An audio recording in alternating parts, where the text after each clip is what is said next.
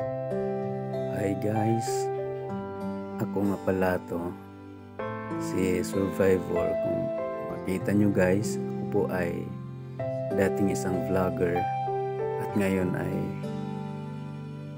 hindi na po nagbablog. So dahil nagbagong buhay na ako, ngayon ay gusto ko na lamang maging tamad. So palagi na lang akong umuupo. Gusto ko na lang ng ganyan. Kasi parang nahinto na lahat ng mga pangarap ko sa buhay. Kaya ayaw ko na sa lahat. Ayaw ko na rin mag-vlog. Pagpasensyahan nyo na kasi ayaw ko na talaga. Totoo nga naman ang sabi nila na ang buhay ay isang life. At ang kahirapan ay isang poverty. Totoo nga ang sabi nila na kapag nag-give up ka na,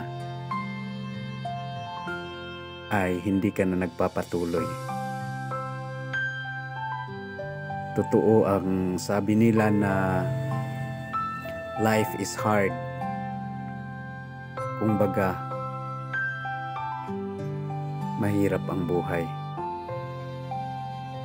Dahil life is hard. Kaya nga mahirap ang buhay. Kasi nga life is hard. So sa may mga pangarap dyan, mangarap lang kayo.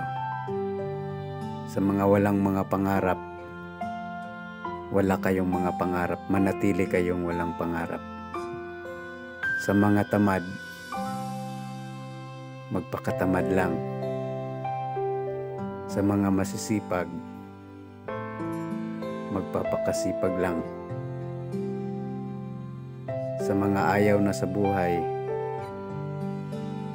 hindi magpakatamad kayo. Goodbye.